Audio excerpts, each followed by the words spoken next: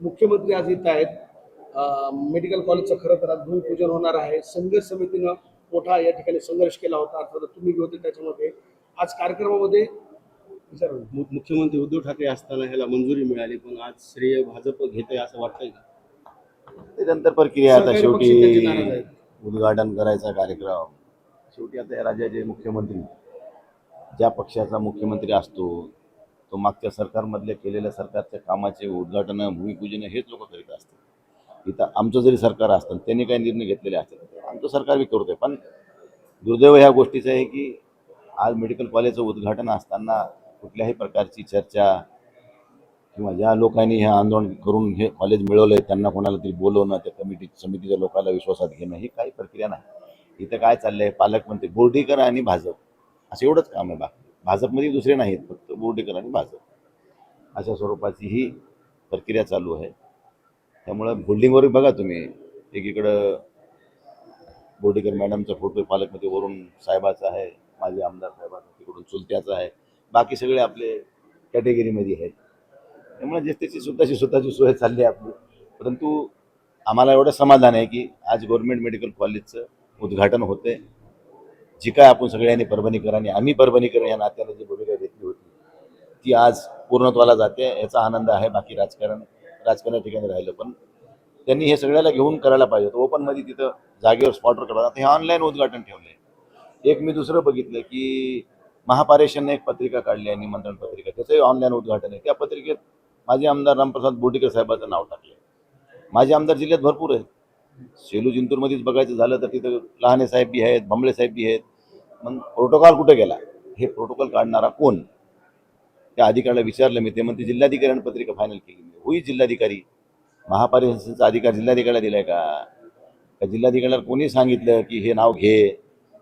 जिल्ह्यात अनेक माजी आमदार असताना फक्त एकाच माजी आमदाराचं नाव शासनाच्या निमंत्रण पत्रिकेत येते, ही ह्या सगळ्या माजी आमदाराचा अपमान आहे, ही लोकशाहीचा अपमान आहे, असं माझं या ठिकाणी आम्ही. परभणीचे MSCBचं कार्यालय तोडून सेलूला नेलं, काय गैरसोय होते का चांगलं आहे?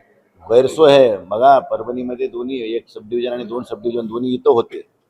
कारण काय होतं की जिल्ह्यातला कुठलाही माणूस परभणीमध्ये जगाजवळ ट्रान्सफॉर्मरसाठी यायचा, कुठल्या लाईन कनेक्शनसाठी या काही कामाच्या निमित्ताने ज्यावेळेस यायचा, त्यावेळेस इथं जर सब डिव्हिजनला नाही झालं तर इतर मेन डिव्हिजन पण इथंच होय. त्यामुळे इथं नाही झालं तर इथं त्याला पर्याय होता. पण आता ह्यांनी जवळजवळ 5 तालुके, पाथरी, सोनपेठ, मानवत, जिंतूर आणि सेलूचं 5 तालुक्याचं सब डिव्हिजन सेलूला हलवलं. काय साध्य करायचं ह्यांना तिथं नेऊन, मला हेच नाही कळालं. म्हणजे उलटा आता लोकांना तिथं जायचं आणि तिथं काम न झालं तर पुन्हा परभणीला यायचं. म्हणजे लोकांसाठी ही डबल कामाला लावलं ह्यांनी, ह्यांच्या सोयी, ह्यांच्या प्रतिष्ठेसाठी लोक कामाला लावले. ही लोकांची गैरसोय आहे. परभणीमध्ये होतं, आज नवीन तुम्ही काय आणलंय, तुम्ही तिथं घेऊन गेले मी समजू शकलो असतो, पण इथलं उचलून तिथं न्यायला काय काय केलं काय तुम्ही?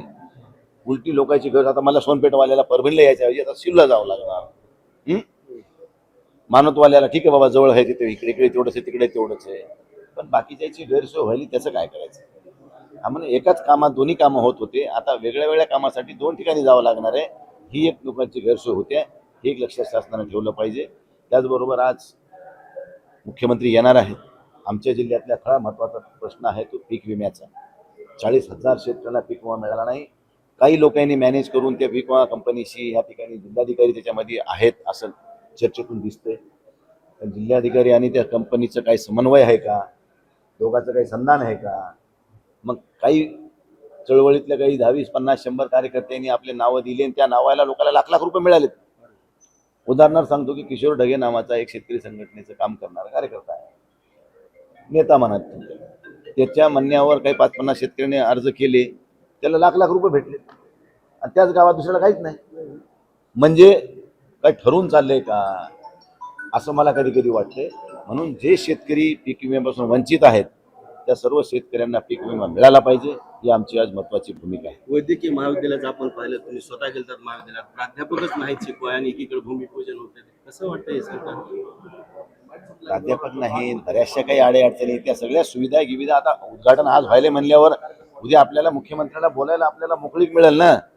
आज आपण ठरवून घेतो मुख्यमंत्री उद्घाटन केलं म्हणजे आता ते समजा ऑथराईज समजा झाली, आता समजा भूमिपूजन होईल, त्याच्या कामाची सुरुवात होईल, मग आपल्याला म्हणता येईल नाही बाबा साहेब तुम्ही उद्घाटन केले, त्या कॉलेजमध्ये आणखी कोणीच माणसं येत नाहीत, कुठली मशिनरी नाही, ही कधी उपलब्ध होणार आहे?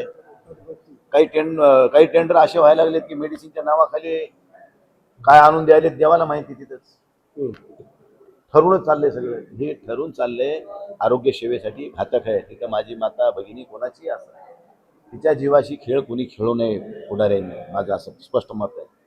तो निरंतर सेवा आहे. ती चालताना तिला जेवढं बळ देता येईल तेवढं देण्याचं काम करावं. तिच्यात खारीचा वाटा उचलायचं काम आपण करू नये असं मला वाटतंय. यानंतर मी एवढंच म्हणून की बाबा त्याच्याविषयी असेल, आज खताच्या बाबतीमधला शेतकऱ्याचा विषय महत्त्वाचा आहे. आज खताला लिंकिंग केली आहे सरकारनं. हे तुम्हाला पाहिजे असेल तर हे घ्यावंच लागेल. हे 10 रुपयाचा घ्यायचं आहे तर हे 10 रुपयाचा घे. म्हणजे हे याच्या अगोदर असं कधीही नव्हतं. एक तर खताचे भाव गगनाला भिडाले आणि त्याच्यात पुन्हा लिंकिंग, म्हणजे ही शेतकऱ्याला तोंड दाबून बुक्याचा मार. अशा परिस्थितीमध्ये शेतकरी आज दैनंदिन जीवन जगतोय. शेतकरीमध्ये असंतोष भरपूर आहे, पण तिकडे मुखडं गाबी आहे. काल परवाच काही शेतकरी संघटनेच्या काही कम्युनिस्ट लोकांनी काही आंदोलन करण्याची भूमिका घेतली. त्या लोकांना रात्रीच उचलले. म्हणजे ही लोकशाही नाही मानायची ह्यांना असं दिसतं. अरे लोकशाही जिवंत राहिली पाहिजे, लोकशाही प्रगल्भ राहिली पाहिजे, तरच ह्या देशातला नागरिक सुखी आणि समाधानी राहू शकतो. जर लोकशाहीच तुम्ही जिवंत ठेवणार नसताल आणि तुम्ही जर हुकुमशाहीनंच वागणार असताल तर एक दिवशी ह्या देशामध्ये मोठा अनर्थ होईल, हे मी या निमित्तानं सांगू इच्छितो. गृहमंत्री जिल्ह्यात येतात, आपल्या जिल्ह्यात कायदा सुव्यवस्थेचे फार 3-13 वाजलेत. काय आपल्या इथं कायदा सुव्यवस्थेत 3-13 वाजलेले. तर काल सिव्हिल जिल्हा रुग्णालयामध्ये एका महिला स्टाफला एका मोक्यातल्या आरोपीनं लाताबुक्या घातल्यात पोटात.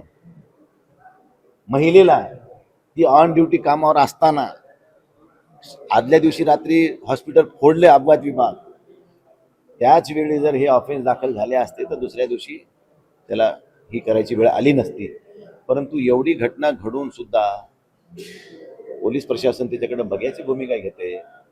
मला एवढंच म्हणायचं आहे की जरा कारागृहातून मोक्यासारखा आरोपी बाहेर आणला जातो सिव्हिलमध्ये, त्याला हातकडी सुद्धा घातल्या जात नाही.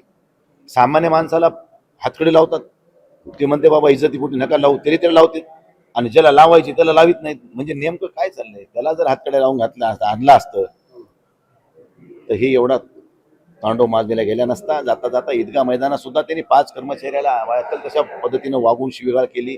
जेलर जेलमध्ये घ्यायला तयार नाही, पोलीस स्वतःजवळ ठेवायला तयार नाही.